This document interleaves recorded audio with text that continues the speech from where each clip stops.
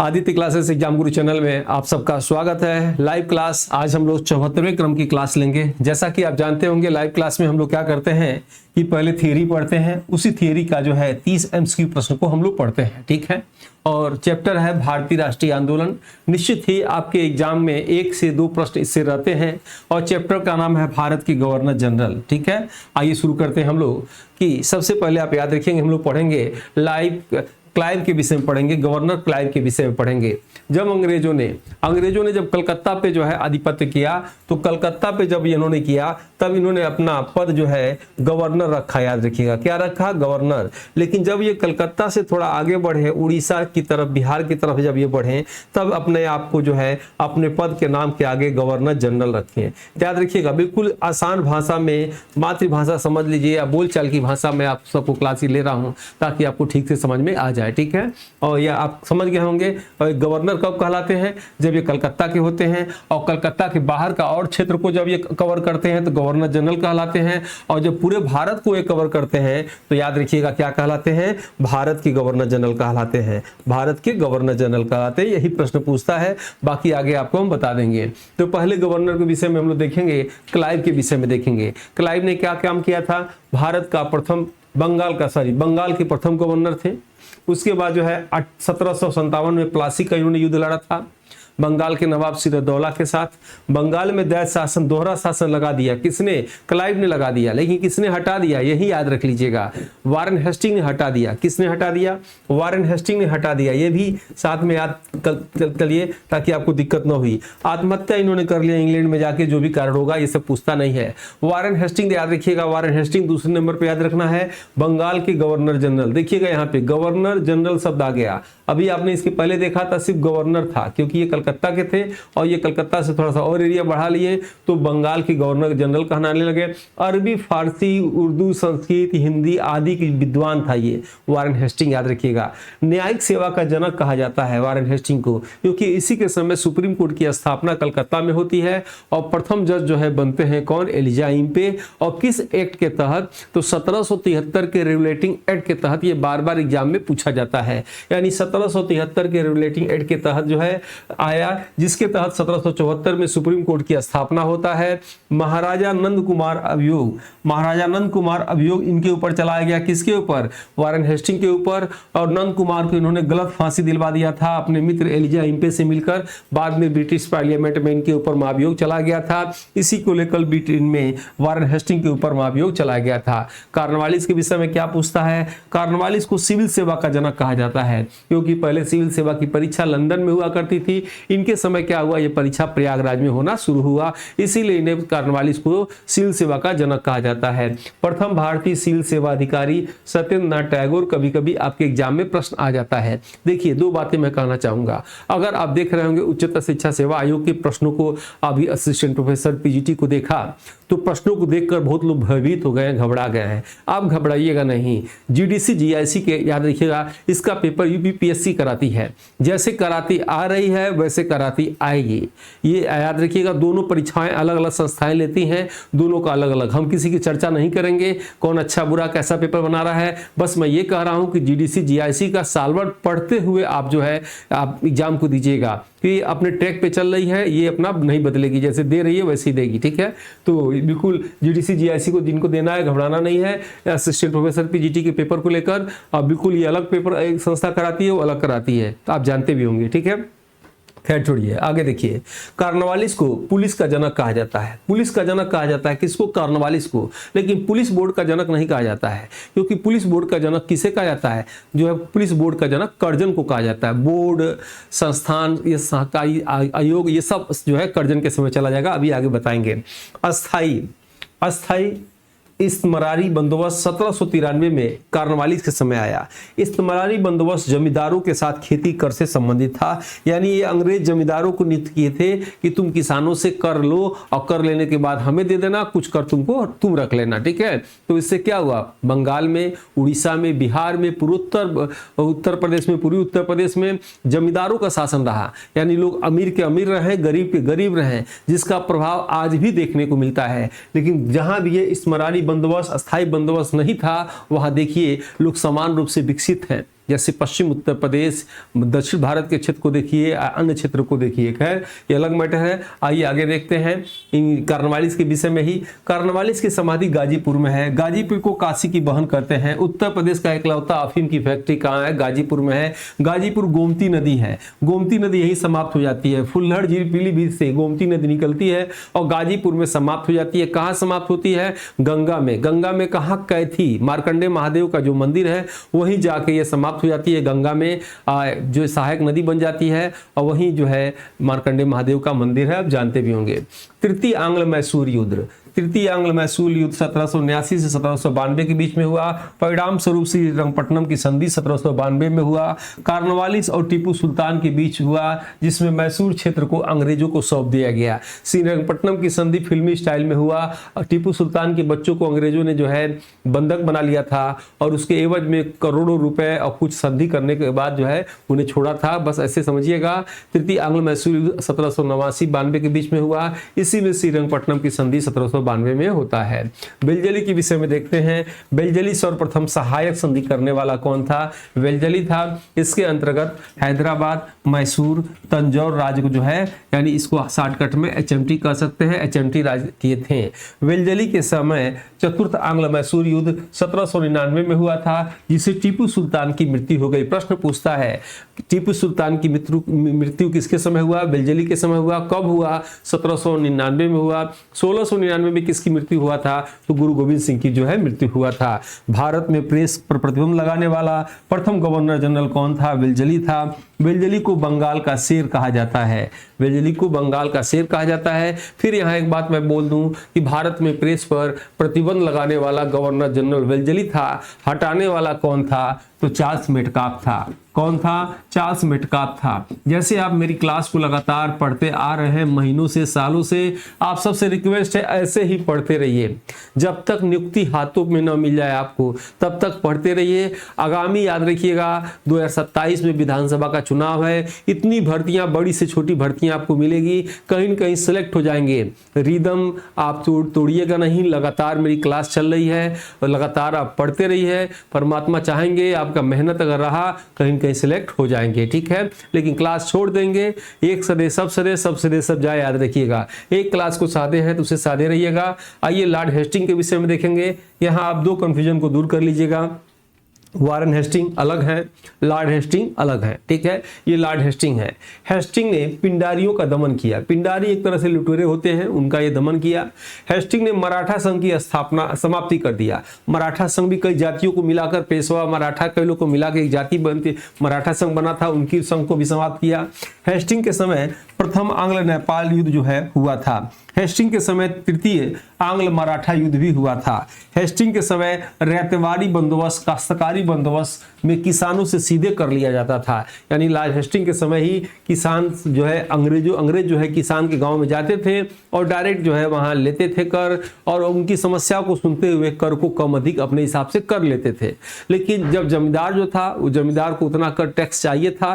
क्यों टैक्स चाहिए? क्योंकि जो है उसको जो है अंग्रेजों को देना रहता था, तो वहां व्यवस्था था, कड़क व्यवस्था था, ठीक है। आइए नेक्स्ट आइए इसमें से देखा जाए। विलियम बेटिंग के समय देखा जाए। विलियम बेटिंग को भारत का प्रथम गवर्नर जनरल कहा जाता है। विलियम बेटिंग ने सती प्रथा का अंत किया। कब किया? 1829 में नियम 17 के तहत जो है राजा राम मोहन राय की सहायता से विलियम बेटिंग ने सती प्रथा का अंत किया, ठीक है, याद रखिएगा। लेकिन सती प्रथा का अंत 1829 में नियम 17 के तहत सिर्फ बंगाल में किया, ठीक है, और जो है पूरे भारत में नहीं, पूरे भारत में 1833 में हुआ, याद रखिएगा, ठीक है, विलियम बेटिंग के समय। नेक्स्ट आइए इसमें देखा जाए कि तहत राजा राम मोहन राय की सहायता से बंगाल में किया गया। पूरे भारत में सती प्रथा का अंत 1833 में हुआ। और ठगी प्रथा का अंत जो है स्लीमेन की सहायता से जो है विलियम बेटिंग ने किया था। विलियम बेटिंग ने स्लीमेन को रखा ठगी प्रथा को बंद करने के लिए, राजा राम मोहन राय को रखा जो है सती प्रथा को बंद करने के लिए, मैकाले को रखा पाश्चात्य विवाद को समाप्त करने के लिए, और ये इन्होंने जो है माध्यम से ये काम कराया करते थे। आंग्ल पाश्चात्य विवाद, अभी हमने चर्चा किया। आंग्ल पाश्चात्य विवाद का अंत जो है मैकाले की सहायता से इन्होंने किया था। आप जानते होंगे आंग्ल पाश्चात्य विवाद क्या है। 1813 के एक्ट में ब्रिटिश पार्लियामेंट से प्राइमरी शिक्षा पर 1 लाख रुपए खर्च होने के लिए प्रति वर्ष आया, ये विचार आया। लेकिन जब वो पैसा आया तो यहाँ दो विद्वानों का 2 गुट बन गया। एक गुट ने कहा कि यह पैसा अंग्रेजी पे खर्च किया जाए, जिसे जो है पाश्चात्य कहा जाता है, पश्चिमी। एक गुट ने कहा नहीं, भारत में जो पहले से चल रहा है प्राथमिक शिक्षा, अरबी, फारसी, उर्दू, हिंदी, उस सब पे खर्च किया जाए। इसी पर जो विवाद खड़ा हो गया, वो विवाद अभी तक पड़ा रहा। 1835 में जब मैकाले ने अपना विवरण पत्र दिया विलियम बेंटिंक को और कहा कि सर ये पैसा फिल्ट्रेशन थियरी, निस्यंदन सिद्धांत के माध्यम से खर्च किया जाए, अंग्रेजी पे खर्च किया जाए, तभी से मैकाले को भारत में अंग्रेजी का जनक कहा जाता है। फिल्ट्रेशन या निस्यंदन सिद्धांत क्या है कि समाज के उच्च वर्ग को इस शर्त पर जो है अंग्रेजी शिक्षा निःशुल्क दी जाएगी कि अपने और निम्न वर्ग को भी इसी तरह वह शिक्षा अंग्रेजी देगा। लेकिन उच्च वर्ग ने अंग्रेजी शिक्षा तो लिया, लेकिन निम्न वर्ग को उस तरह नहीं दिया, अपने लोग को देकर विदेश पढ़ने के लिए भेज दिया। खैर अलग की बात है, छोड़िए उसको। अब यहाँ आइए, भारत में प्रथम मेडिकल कॉलेज की स्थापना इसी विलियम बेंटिंक के समय हुआ था। कहाँ हुआ था? कलकत्ता में हुआ था। भारत में सर्वप्रथम नरबलि का अंत इन्हीं के काल में हुआ। सरकारी सेवाओं में भेदपूर्ण नीति को समाप्त करने की घोषणा विलियम बेंटिंक ने किया था। चार्ल्स मेटकाफ के विषय में देखा जाए, चार्ल्स मेटकाफ को प्रेस का मुक्तिदाता, समाचार पत्रों का मुक्तिदाता कहा जाता है। भारत में कागज के रुपए का इस प्रचलन जो है इन्हीं के समय हुआ। अभी हमने बताया था वेल्जली ने प्रेस पर प्रतिबंध लगा दिया था। चार्ल्स मेटकाफ ने क्या किया? इसको मुक्तिदाता बना दिया, प्रेस का मुक्तिदाता कहा जाता है। भारत में चांदी का नोट शेरशाह सूरी ने चलाया था। चांदी का सिक्का, याद रखिए, नोट ऐसे नोट की बात करेंगे, शेरशाह सूरी ने चलाया था, लेकिन कागज का नोट मेटकाफ ने चलाया था। नेक्स्ट आइए डलहौजी के विषय में, इनका सन याद रखना होगा 1848 से 1856 के बीच में डलहौजी। सबसे बड़ी और महत्वपूर्ण बात जो बार बार एग्जाम में पूछी जाती है, डलहौजी को भारत में रेल, डाक, तार व्यवस्था शुरू किया। बैगत के सिद्धांत या हड़प नीति भारत में लाया, जिसके अंतर्गत सबसे पहले सतारा, जैतपुर, संबल, बघाट राज्य को हड़प लिया। 1854 में वुड डिस्पैच स्त्री शिक्षा पर जोर के लिए, याद रखिएगा, वुड डिस्पैच जो है डलहौजी ने लाया, जिसे शिक्षा का मैग्ना कार्टा कहा जाता है। प्रश्न क्या पूछेगा? रेल, डाक, तार किसने शुरू किया? डलहौजी। हड़प नीति कौन लाया? डलहौजी। जो है सबसे पहले जो है सतारा, जैतपुर, संबल, बघाट को हड़पा। बैगत के सिद्धांत पर किसने? डलहौजी। वुड डिस्पैच शिक्षा का मैग्ना कार्टा स्त्री शिक्षा पर जोर के लिए 1854 में कौन लाया? डलहौजी लाया। 1854 में रुड़की इंजीनियरिंग कॉलेज की स्थापना किसने किया? डलहौजी ने किया। राजधानी परिवर्तन किया, बहुत गर्मी इन सबको लगती थी, तो गर्मी में जो है भारत की राजधानी कलकत्ता से इन्होंने क्या किया? शिमला कर दिया। सार्वजनिक निर्माण विभाग की इन्होंने स्थापना कर दिया। आइए अब जो है हम लोग देखते हैं कैनिन के विषय में। 1856 में विधवा पुनर्विवाह अधिनियम लाया। कौन? कैनिन। यहाँ रुकने की आवश्यकता है क्योंकि आपके एग्जाम में पूछेगा विधवा पुनर्विवाह अधिनियम किसने स्थापना किया, किसने इसको बनाया? तो डलहौजी ने बनाया था। अब ये लागू ही करने वाला था, तब तक उसका ट्रांसफर हो गया और कैनिन आ गया। कैनिन ने सिग्नेचर कर दिया और इन्हीं के समय अधिनियम पास हुआ। प्रश्न पूछेगा विधवा पुनर्विवाह अधिनियम 1956 में किसके समय पास हुआ? तो आंसर आपका होना चाहिए कैनिन के समय पास हुआ। नेक्स्ट आप देखिएगा 1857 का प्रथम स्वतंत्रता संग्राम इन्हीं के काल में हुआ। 1857 में भारत में 3 विश्वविद्यालय खोले गए। किसके समय? कैनिन के समय। कौन कौन विश्वविद्यालय? बंबई विश्वविद्यालय, कलकत्ता विश्वविद्यालय और मद्रास विश्वविद्यालय खोले गए। पूछा जाएगा क्या कि निम्नलिखित में से कौन से विश्वविद्यालय कैनिन के समय नहीं खुला? बंबई विश्वविद्यालय, कलकत्ता विश्वविद्यालय, मद्रास विश्वविद्यालय, दिल्ली विश्वविद्यालय। आंसर क्या होगा? दिल्ली विश्वविद्यालय नहीं खोला गया। भारत का प्रथम वायसराय और अंतिम गवर्नर जनरल कैनिन को कहा जाता है। इसके पीछे कहानी क्या है कि कैनिन के समय 1857 में आप देख रहे हैं प्रथम स्वतंत्रता संग्राम होता है। भारतीयों को लगता है, सभी भारतीयों के, हम लोग के ऊपर कोई अपना नियम, अपना कानून बना के कोई गुलाम बना रहा है, दबाव में हम लोग को रखना चाह रहा है। सभी भारतीयों ने स्वतंत्रता संग्राम किया और अंग्रेजों को लगा कि भारत हम लोग के हाथ से निकल जाएगा। तुरंत भाग के आती हैं विक्टोरिया, महारानी विक्टोरिया आती हैं ब्रिटेन से और कैनिन से कहती हैं कैनिन तुम इस पद को हट जाओ, यानी तुम गवर्नर जनरल पद से हट जाओ और तुम वायसराय बन जाओ। तो वही अंतिम गवर्नर जनरल कौन होते हैं? कैनिन। और प्रथम वायसराय कौन होते हैं? कैनिन होते हैं। ये प्रश्न आपके एग्जाम में पूछेगा। कैनिन के समय आईपीसी या भारतीय दंड संहिता आया था। भारतीय उच्च न्यायालय की स्थापना भारत परिषद अधिनियम 1861 के अंतर्गत कलकत्ता, बंबई, मद्रास में हुआ था। यानी हाईकोर्ट की स्थापना किस अधिनियम के अंतर्गत होता है? 1861 के अधिनियम अंतर्गत होता है। कलकत्ता मुंबई बंदराज में होता है। भारतीय असंतोष के परिणाम स्वरूप कंपनी का शासन समाप्त करके महारानी विक्टोरिया को जो है रानी घोषित, भारत के रानी घोषित कर दिया जाता है। मेयो के विषय में 2 ही प्रश्न आता है कि मेयो ने क्या किया था? 1872 में अनियमित जनगणना, याद रखिएगा, प्रथम अनियमित कह सकते हैं, प्रथम अनियमित जनगणना मेयो ने खोला था। याद रहे, नियमित जनगणना रिपन के काल में हुआ था। इन्हीं के काल में मेयो कॉलेज अजमेर में राजकुमारों को पढ़ने के लिए खोला गया। भारत के अंडमान में इनकी हत्या एक अफगान द्वारा कर दी गई। लिटन के विषय में देखा जाए, वर्नाकुलर प्रेस एक्ट या मुंह बंद करने वाला नियम 1878 में इन्हीं के कार्यकाल में हुआ था। और जो है 1877 में प्रथम दिल्ली दरबार, जिसमें रानी विक्टोरिया को कैसरे हिंद की उपाधि दिया गया था। लिटन ने भारत में सर्वप्रथम इंडियन आर्म एक्ट लाए थे। कौन लाए थे? लिटन। लिटन के विषय में 3 प्रश्न याद रखिएगा। वर्नाकुलर प्रेस एक्ट, मुंह बंद करने वाला नियम 1878 में कौन लाया? लिटन लाया। प्रथम दिल्ली दरबार, 3 बार दिल्ली दरबार लगा, याद रखिएगा। पहला दिल्ली दरबार किसने लगाया? लिटन ने लगाया 1877 में। रानी विक्टोरिया को जो है उपाधि की, जो है कैसरे हिंद की उपाधि दिया। लिटन ने ही भारत में सर्वप्रथम हथियार रखने के लिए आपको लाइसेंस रखना होगा, इंडियन आर्म्स एक्ट जो है रखा। रिपन का पूछता है 1880 से 1884 के बीच में भारत का सबसे लोकप्रिय गवर्नर। रिपन को गोपाल कृष्ण गोखले द्वारा जो है कहा गया। भारत में सर्वप्रथम इन्हीं के कार्यकाल में 1881 में नियमित जनगणना प्रारंभ किया गया। लिटन द्वारा लागू वर्नाकुलर प्रेस एक्ट या मुंह बंद करने वाला नियम को रिपन द्वारा जो है खत्म किया गया। इल्बर्ट बिल विवाद रिपन के समय 1881 में प्रथम कारखाना अधिनियम इन्हीं के समय आया था। स्थानीय शासन, पंचायती व्यवस्था, नगरपालिका व्यवस्था के जनक रिपन को जो है कहा जाता है। सेंसेक्स शेयर बाजार पहली बार रिपन के समय प्रस्तावित किया गया। स्कूली शिक्षा हेतु 1882 में हंटर आयोग, भारतीय शिक्षा आयोग रिपन के काल में जो है आया था। आइए कर्जन के विषय में देखा जाए।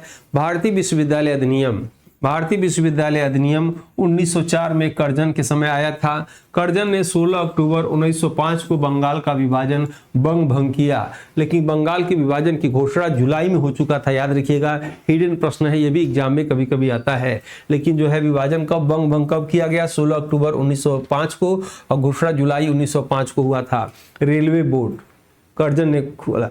पुलिस आयोग, अकाल आयोग, सिंचाई विभाग का गठन, पुरातत्व सर्वेक्षण विभाग का गठन कर्जन के समय हुआ था।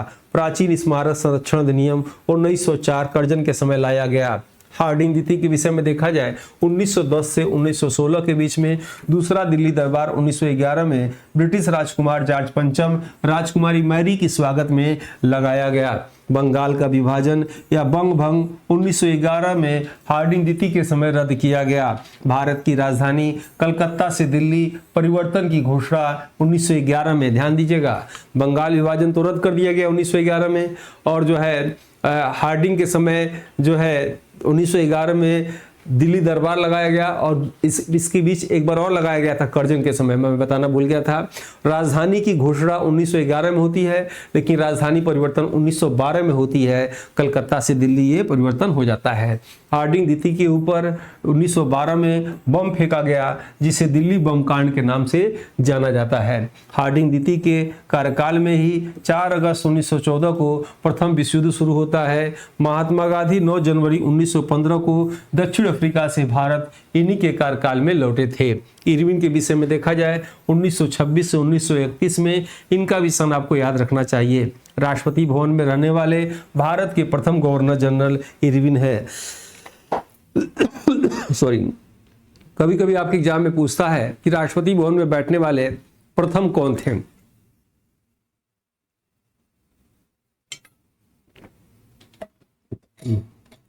ओके, तो कौन थे प्रथम? तो याद रखिएगा इरविन थे, ठीक है। आइए नेक्स्ट देखा जाए। साइमन कमीशन की नियुक्ति 1927 में, और भारत में आगमन 1928 में इन्हीं के कार्यकाल में होता है। नेहरू रिपोर्ट 1928 में आया, मोतीलाल नेहरू ने लाया इरविन के समय। शारदा विधेयक अधिनियम 1929 आया इन्हीं के समय। इस अधिनियम को बाल विवाह निरोध के नाम से जानते हैं। इस अधिनियम में शादी करने की उम्र लड़कियों की 14 वर्ष तथा लड़कों की 18 वर्ष तय की गई थी।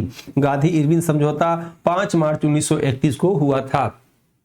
नेक्स्ट है माउंटबेटन, भारत का अंतिम गवर्नर जनरल या स्वतंत्र भारत का प्रथम अंग्रेज गवर्नर कौन थे? माउंटबेटन थे। श्री राजगोपालचारी स्वतंत्र भारत के प्रथम और अंतिम भारतीय गवर्नर जनरल कौन थे? श्री राजगोपालचारी थे। अन्य महत्वपूर्ण गवर्नर जनरल के विषय में देखा जाए, प्रथम स्वतंत्रता संग्राम के समय भारत के गवर्नर जनरल कैनिंग थे। भारतीय राष्ट्रीय कांग्रेस की स्थापना के समय भारत के गवर्नर जनरल डफरिन थे। जालियांवाला बाग कांड के समय भारत के गवर्नर जनरल कौन थे? चेम्सफोर्ड थे। राष्ट्रपति भवन में बैठने वाले प्रथम भारत के गवर्नर जनरल इरविन थे। भारत छोड़ो आंदोलन के समय भारत के गवर्नर जनरल लील हिगो थे। सॉरी, भारत के स्वतंत्रता के समय भारत के गवर्नर जनरल जो है माउंटबेटन थे।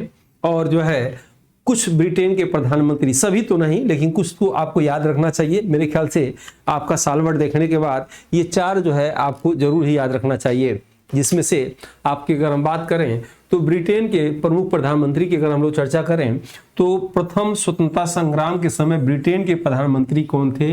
पामस्ट्रॉन थे। यानी कब? 1857 में। ठीक है। गोलमेज सम्मेलन के समय ब्रिटेन के प्रधानमंत्री यानी 1930 से लेकर 1932 तक याद रखिएगा। ठीक है, 1930 से 32 में आर मैकडोनाल्ड थे। भारत छोड़ो आंदोलन के समय 1942 के समय कौन थे? विंस्टन चर्चिल थे। भारत की आजादी के समय ब्रिटेन के प्रधानमंत्री एटली थे। और आइए यहाँ से हम लोग लाइव टेस्ट देखते हैं, देखा जाए आपने कितने प्रश्नों को जो है ग्रहण किया है, कितना आपका सही हो रहा है। बेटर होगा रफ पेज पे 1 से 30 नंबर डालिए और उस पर आप लास्ट में देखिएगा कितना सही हो रहा है। ठीक है, चलिए आपको 2 मिनट समय देंगे, 2 मिनट क्या कुछ सेकंड समय देंगे, आपको बताना होगा क्या सही होगा। स्वतंत्र भारत का प्रथम गवर्नर जनरल कौन था? याद रखिएगा यहाँ गवर्नर जनरल शब्द आ गया, कौन थे? Clive, William Bentinck, Wellesley Mountbatten. और भारत लिखा हुआ न कि बंगाल, तो कौन थे? क्या आंसर होगा? क्लाइव तो बंगाल के गवर्नर थे, ये तो हो नहीं सकते हैं, याद रखिएगा। उसके बाद माउंटबेटन तो आखिरी गवर्नर जनरल थे, स्वतंत्र भारत के थे और वैसे भी आखिरी थे। वेल्लेस्ली तो प्रेस पर प्रतिबंध लगा दिया था, टीपू सुल्तान की मृत्यु हुई थी, इसने जो है संधि कर लिया था। आंसर क्या होगा? विलियम बेंटिंक आंसर इसमें से होगा। नेक्स्ट देखेंगे, प्रथम स्वतंत्रता संग्राम के समय भारत के गवर्नर जनरल कौन थे? यानी 1857 में प्रथम स्वतंत्रता संग्राम कब हुआ था? 1857 में। किसके समय हुआ था? डफरिन के समय तो भारतीय राष्ट्रीय कांग्रेस की स्थापना हुआ था। और कॉर्नवालिस के समय तो जो है सिविल परीक्षाएं भारत में होने लगी, प्रयागराज में सिविल सेवा के जनक हैं। क्लाइव को बताए थे आपको, दोहरा शासन लगा दिए थे। आंसर क्या होगा? कैनिंग के समय याद रखिएगा प्रथम स्वतंत्रता संग्राम हुआ था। भारतीय राष्ट्रीय कांग्रेस की स्थापना के समय भारत के गवर्नर जनरल कौन थे? रिपन थे, मेमो थे, डफरिन थे, इरविन थे। रिपन के समय ऐसा कुछ नहीं हुआ था, रिपन के समय नियमित जनगणना हुआ था। मेमो के समय अनियमित जनगणना हुआ था। और जो है इरविन के समय राष्ट्रपति भवन में बैठने वाले इरविन थे और गोलमेज सम्मेलन के समय भी इरविन थे। महात्मा गांधी से समझौता भी इन्हीं के समय हुआ था। भारतीय राष्ट्रीय कांग्रेस की स्थापना कब होती है? 28 दिसंबर को होती है। कौन किस सन में? 1885 की होती है। और उस समय कौन होते हैं? डफरिन होते हैं। भारत छोड़ो आंदोलन के समय भारत के गवर्नर जनरल निम्न में से कौन थे? तो भारत छोड़ो आंदोलन के समय मेमो थे, उसके बाद जो है लिनलिथगो थे, हार्डिंग थे, चार्ल्स मेटकाफ थे। तो याद रखिएगा भारत छोड़ो आंदोलन कब हुआ था? 1942 में हुआ था, आप जानते होंगे। मेमो के समय बता चुके थे, लिनलिथगो थे। आंसर इसमें से बी आंसर बिल्कुल इसमें से सही होगा। मेटकाफ के समय तो आपको बताए थे कि नोट का प्रचलन इन्होंने किया था, प्रेस का इनको जो है इन्होंने हटा दिया था। राष्ट्रपति भवन में बैठने वाले प्रथम भारत के गवर्नर जनरल कौन थे? कौन थे भाई? इरविन, कैनिंग, क्लाइव, इनमें से कोई नहीं। ठीक है, तो इसमें से कौन थे? इरविन थे। ये 599 का बैच है। अब ये बैच रेट हटने वाला है, अधिक रेट होने जा रहा है। जिनको लेना ले सकता है। जीडीसी जीआईसी 2026 के लिए इस 5 जून तक इसकी वैलिडिटी है। थियरी, पीडीएफ और टेस्ट पीवाईक्यू आपको भरपूर मिलेगा। प्रैक्टिस कर सकते हैं, अभ्यास करने से ही आपको जो है पूर्णता आती है। अब जो है पूछताछ क्लासेस में चलने जा रही है और आपको मैक्सिमम चीजें रटाई जाएगी। QR कोड से ले सकते हैं। YouTube पे आपको फायदे तो होंगे ही, परचेज करेंगे तो ये सारे फायदे आपके जुड़ जाएंगे। हमारा टेस्ट सीरीज क्यों लेंगे, आप इसको देख लीजिएगा क्यों लेना चाहिए। कोर्स खरीदने के लिए प्ले स्टोर से डाउनलोड कर सकते हैं आदित्य क्लासिक एग्जाम गुरु, या इस नंबर पे आप इंक्वायरी कर सकते हैं, मैसेज कर सकते हैं, या जो है मैसेज करेंगे, मैसेज मतलब व्हाट्सअप कर सकते हैं। कंप्लीट कोर्स आपको इसका जवाब दे दिया जाएगा। और जो लोग भी नहीं जुड़े हैं जुड़िए, फ्री में टेस्ट होता है 15 क्वेश्चन करंट अफेयर का, ये 1 ईयर करंट अफेयर का भी टारगेट बनाया गया है। इस टेलीग्राम से जुड़िए, सभी वीडियो की लिंक जो है व्हाट्सएप ग्रुप पे दे दी जाती है, आपको इसको जुड़कर फॉलो कर लेना चाहिए। और ये यूपी टेट 26 का नया बैच स्टार्ट हुआ है, जिसमें जो है आपका जीएस यानी कह सकते हैं जीएस, सीडीपी, मनोविज्ञान, हिंदी, पर्यावरण मैं पढ़ा रहा हूं, बाकी अन्य टीचर पढ़ा रहे हैं। निश्चित ही आपको सफलता मिलेगी। जितने एडमिशन उतने सिलेक्शन की मेरी जो पूरी प्रयास रहेगा। और पिछले बैच की तरह इस बार भी रिजल्ट हमारी पहचान रहेगा। जूनियर प्राइमरी के लिए 2200 रेट है, लेकिन अभी ऑफर चल रहा है, 1100 में ले सकते हैं। सभी कंटेंट हिंदी अंग्रेजी दोनों में है, और बिल्कुल अपने भाषा में आपको रटा के समझा के प्रैक्टिस करा दूंगा, श्योर रहिए इसके लिए आप। नेक्स्ट आइए, प्रथम स्वतंत्रता संग्राम के समय। प्रथम स्वतंत्रता संग्राम के समय ब्रिटेन के प्रधानमंत्री कौन थे, यानी 1857 में कौन थे। विंस्टन चर्चिल तो कौन थे, 1942 में थे। मैकडोनाल्ड कौन थे, तो गोलमेज सम्मेलन के समय थे, गोलमेज सम्मेलन के समय थे। और जो है पामस्टान थे, बी आंसर इसका सही होगा। भारत के आजादी के समय ब्रिटेन के प्रधानमंत्री कौन थे, आर मैकडोनाल्ड बताए थे गोलमेज सम्मेलन के समय। जॉर्ज पंचम तो आए थे हार्डिंग द्वितीय के समय। पामस्टान 1857 में। एटली थे, आंसर इसमें से बी होगा। जालियांवाला बाग कांड के समय भारत के गवर्नर जनरल कौन थे, इरविन तो गोलमेज सम्मेलन के समय थे। और डलहौजी तो बताया गया था रेल डाकतार के समय थे। कैनिंग तो स्वतंत्रता संग्राम के समय थे। चेम्सफोर्ड थे, आंसर इसमें से सी होगा। निम्न में से किसने असबाब बगावत हिंद नामक पुस्तक लिखा, Abul Kalam Azad, India wins freedom लिखा। बी.डी. सावरकर जो है, इनकी पुस्तक 1947 तक याद रखिएगा जो है रोकी गई थी। सर सैयद अहमद खां, वल्लभ भाई पटेल, आंसर होगा सर सैयद अहमद खां। भारत की प्रथम सरकारी पुस्तक निम्न में से कौन सी है, गीता रहस्य तो तिलक ने लिखा था, गीत गोविंद जयदेव ने लिखा था, इंडिया डिवाइडेड जो है राजेंद्र प्रसाद ने लिखा था, आंसर होगा इसका 1857। वार ऑफ इंडियन इंडिपेंडेंट पुस्तक किनके लेखक है, इसी पुस्तक को रोका गया था लाला लाजपत राय, बाल गंगाधर तिलक, चंद्रशेखर आजाद, वी.डी. सावरकर। ये पुस्तक इसलिए पूछा जाता है कि अंग्रेजों द्वारा इस पुस्तक को 1947 तक प्रतिबंधित किया गया था। किसके द्वारा लिखा गया था, तो वी.डी. सावरकर द्वारा लिखा गया था। 1857 के विद्रोह के समय दिल्ली के किस शासक ने नेतृत्व किया था, रजिया सुल्तान तो 1236 से 1240 तक, ये तो हो ही नहीं सकती, 1236 से 1240 तक। बहादुर शाह जफर ये आखिरी थे। कुतुबुद्दीन ऐबक तो ये हो नहीं सकते हैं। अलाउद्दीन खिलजी, आंसर क्या होगा, बहादुर शाह द्वितीय या जफर के नाम से कविता लिखा करते थे। 1857 में झांसी से किसने नेतृत्व किया था, आसान है, रानी लक्ष्मीबाई, वीर सिंह, हीरोज, गंगाधर राव। तो रानी लक्ष्मीबाई ने किया था। हीरोज दमन करता था, और गंगाधर राव उनके पति का नाम था, दामोदर राव उनके दत्तक पुत्र का नाम था। 1857 के क्रांति के समय लखनऊ का किसने नेतृत्व किया था, वाजिद अली शाह, बेगम हजरत महल, नाना साहब, खान बहादुर खां। तो किसने किया था, बेगम हजरत महल ने किया था। इन्हीं के शौहर का नाम क्या था, वाजिद अली शाह। जूते वाली कहानी इन्हीं से संबंधित है। नाना साहब तो कानपुर से संबंधित थे, बरेली से खान बहादुर खां थे। द ग्रेट रिबेलियन पुस्तक के लेखक कौन थे, the V D. Savarkar, Ashok Mehta, sir Syed Ahmad Khan, S N Sen ने तो 1857 पुस्तक लिखा था, आप जान ही रहे हैं। और उसके बाद वी.डी. सावरकर के पुस्तक का नाम बता दिए थे। द ग्रेट रिबेलियन किसने लिखा, अशोक मेहता ने लिखा। और अभी तक जिन लोगों ने लाइक सब्सक्राइब शेयर न किया हो, आपसे रिक्वेस्ट है लाइक सब्सक्राइब शेयर जरूर किया करिए। कौन सुमेलित नहीं है, झांसी रानी लक्ष्मीबाई, लखनऊ बेगम हजरत महल, बिहार नाना साहब, दिल्ली खान बहादुर शाह जफर। आंसर क्या होगा इसमें से, ये आपका सी ही गलत है। नाना साहब कहाँ से थे, कानपुर से थे, याद रखिएगा कहाँ से थे, कानपुर से थे। और यह जमशेद ये जो है बिहार से जो नहीं थे। नेक्स्ट देखिएगा, कुंवर सिंह थे। निम्न में से किसका कथन ब्रिटिश साम्राज्य प्रत्येक स्तर पर भ्रष्ट है, ये किसने कहा था, सिस्टर निवेदिता ने, सील ने, आर.सी. मजुमदार ने, अली जिन्ना ने। 17 का आंसर क्या होगा, तो सिस्टर निवेदिता ने, याद रखिएगा, इससे कहा था कि ब्रिटिश साम्राज्य प्रत्येक स्तर पर भ्रष्ट है। मात्र एक ऐसा व्यक्ति जिसके विषय में कहा जाता है कि करोड़ों लोग उसे शैतान समझकर पत्थर मारते हैं और लाखों लोग उसे देवता समझकर पूजा करते हैं। Raja Ram Mohan Roy, V D Savarkar, Karl Marx, Gautam Buddha. तो कार्ल मार्क्स के विषय में कहा जाता है दास कैपिटल किसने लिखा? कार्ल मार्क्स ने ही लिखा था। किस गवर्नर जनरल ने कहा आप लाल किला छोड़ दीजिए? Dalhousie, Cornwallis, Canning, Mayo. हड़प की नीति लाने वाला डलहौजी ने कहा आप लाल किला छोड़ दीजिए। नेक्स्ट देखेंगे धर्म के लिए विजय के लिए उत्तर पढ़ो। यह कथन इनमें से किसका है? बैरकपुर जो है पश्चिम बंगाल, बाल गंगाधर तिलक, मंगल पांडे, भगत सिंह, राजगुरु, सुखदेव। आंसर क्या होगा? मंगल पांडे। नेक्स्ट है निम्नलिखित में से किस अंग्रेज को मंगल पांडे ने गोली मारी थी? जॉर्ज पंचम को, यूरोज को, बाघ को, कोई नहीं। आंसर हो जाएगा बाघ को इन्होंने गोली मारी थी। निम्न में से किस राज्य को अंग्रेजों का दुधारू गाय कहा जाता था? अंग्रेज जब भी पैसा मांगते थे खजाने से निकाल के वो दे देता था, इसीलिए अंग्रेजों को दुधारू गाय कहा जाता था। सतारा को, मद्रास को, जयपुर को, अवध को। तो अवध को कहा जाता था। राजधानी परिवर्तन कलकत्ता से शिमला किसके कार्यकाल में हुआ? मेयो के समय, डलहौजी के समय, चेम्सफोर्ड के समय, चार्ल्स मेटकाफ के समय। तो डलहौजी के समय हुआ, अभी आपको हम बताए थे। 1857 की क्रांति को एक इतिहासकार जिन्होंने सिपाही विद्रोह माना, निम्न में से कौन है? R C Majumdar, Lawrence, Disraeli.